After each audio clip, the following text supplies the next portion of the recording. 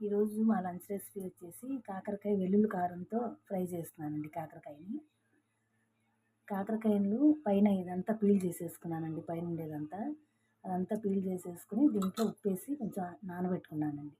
రాళ్ళు ఉప్పేసి నానబెట్టుకుంటే కొంచెంసేపు అయిన తర్వాత దీన్ని బాగా పిండేసి అప్పుడు కూర చేసుకున్నామండి. అందుకని నానబెట్టి ఉంచుకున్నాను. రాళ్ళు ఉప్పేసానండి. ఒక నిమిషం అట్లా నానింది అనుకోండి ఉప్పులో, తర్వాత ఈజీగా పిండేసుకోవచ్చండి. పెట్టి ఉంచాను. ఎలా చేస్తాను ఏంటనేది చూడండి. ఈలోగా వెల్లుల్లి కారం చేసుకుందామండి మిక్సీ జార్లో. దానికి కావాల్సినవన్నీ ఎండుమిర్చి, సరిపోయినంత ఎండుమిర్చి, వెల్లుల్లిపాయలు, జీలకర్ర అండి. ఇవి మిక్సీ పట్టేసుకుని ఉంచుకుందాం మనం కలుపుకోవడానికి. అవి కొంచెం నానుతూ ఉంటాయి. ఇట్లా వేసి ఉప్పేసి పెరగటం వల్ల ఏంటంటే అండి చేదు ఉండదు. పైన పీల్ చేస్తాం కాబట్టి ఉంటుంది, కానీ మరీ ఎక్కువ చేదు అయితే ఉండదండి ఇలా చేసుకుంటే. ఈ ఉప్పులో బాగా ఊరాలండి. కాసేపు అయిన తర్వాత బాగా పిండేసి అప్పుడు చేసుకుందామండి కూర. ఈలోపు అవి నానుతూ ఉంటాయి. ఈలోపు ఈ మిరపకాయలు అవి మిక్సీ పట్టుకొస్తానండి. వెల్లుల్లి కారం పట్టేసుకున్నానండి. ఇంకా ఇది పక్కన నుంచి వేసుకుని ఇప్పుడు కూర సంగతి చూద్దాం.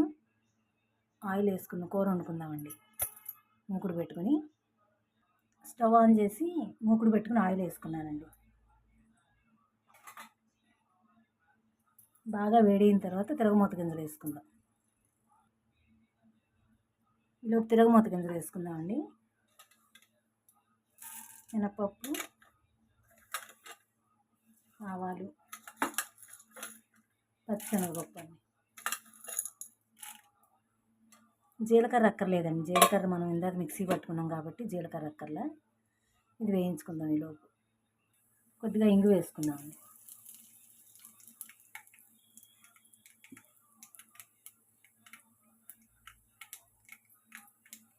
ఈలోగా మనం ఈ ముక్కలన్నీ పిసికేసుకుందామండి గట్టిగా.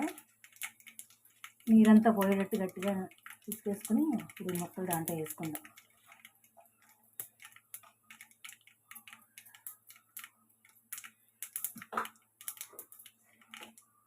పసుపు కూడా ఈ ఆయిల్లోనే వేసుకుందామండి.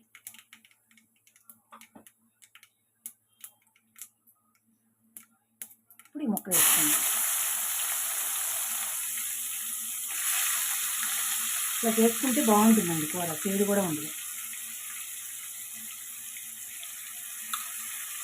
పక్కన నేను రసం కూడా పెట్టుకున్నానండి దీని కాంబినేషన్గా. నీరంతా పిండేసుకుని వేసుకోవాలండి. ఆ గింజలు కూడా ఇంకా అడుక్కి వెళ్ళిపోతాయి. పెద్ద ఇబ్బంది ఏమి ఉండదు. ఒకటి రెండు వచ్చినా ఏం కాదు, కానీ అన్నీ అడుక్కి వెళ్ళిపోతాయి.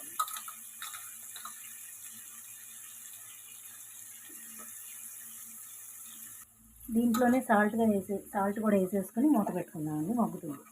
సాల్ట్ వేస్తే తొందరగా మగ్గుతుంది. చూసి వేసుకోవాలండి. ఇందాక ఎలాగ ఉప్పేసి తింటాం కాబట్టి ముక్కలు చూసి వేసుకోవాలి. తగ్గితే తర్వాత మళ్ళీ వేసుకోవచ్చు.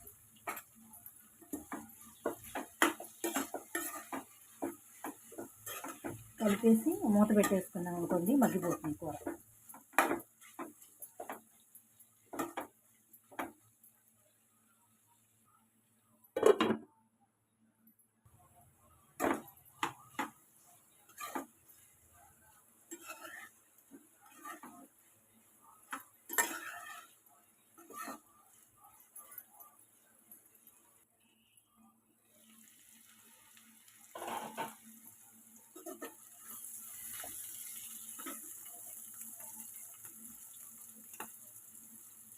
ఇంకా మెత్తబడిందండి. ఇలా ఉంటే సరిపోతుంది.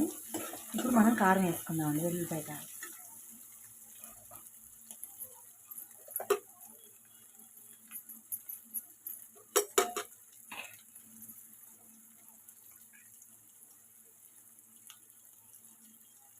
కారం కూడా కొంచెం ఎక్కువే పడుతుందండి. చేదు పోవాలంటే కొంచెం ఎక్కువ వేయాలి.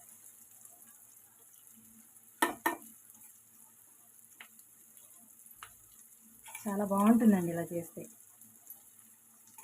పిల్లలైనా తింటారండి. చేదు కూడా తెలియదు.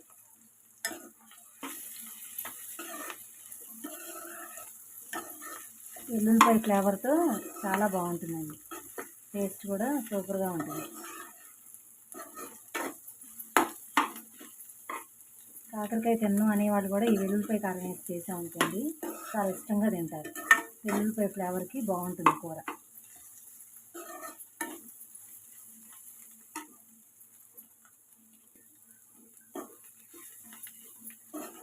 చేదు కూడా ఎక్కువ తెలియదండి ఇలా ఉంటే, వెల్లుల్లిపాయ కారం వేసుకొని చేసుకుంటే.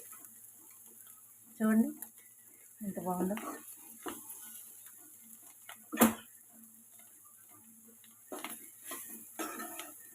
ఇంకో 2 నిమిషాలు మగ్గించుకొని మూత పెట్టి తర్వాత తీసేద్దామండి.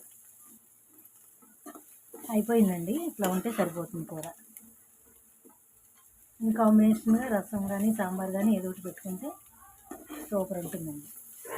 ఇంకా దీన్ని సర్వింగ్ బౌల్లోకి తీసేసుకుందామండి. స్టవ్ ఆపేసి. అయిపోయిందండి. సర్వింగ్ బౌల్లోకి తీసుకున్నాను. ఎంతో టేస్టీగా ఉండే వెల్లుల్లి కారంతో కాకరకాయ కూర అండి. చాలా బాగుంటుందండి. చేదు కూడా ఉండదు. ఎవరైనా తింటారండి, పిల్లలైనా సరే. ఒకసారి ఇలా చేసి చూడండి, తెలియని వాళ్ళు ఎవరైనా ఉంటే. చాలా బాగుంటుందండి. ఇంతేనండి ఈరోజు వీడియో. ఈ వీడియో కనుక నచ్చితే లైక్ చేయండి, షేర్ చేయండి, నా ఛానల్ని సబ్స్క్రైబ్ చేసుకోండి. థ్యాంక్ యూ ఫర్ వాచింగ్ అండి.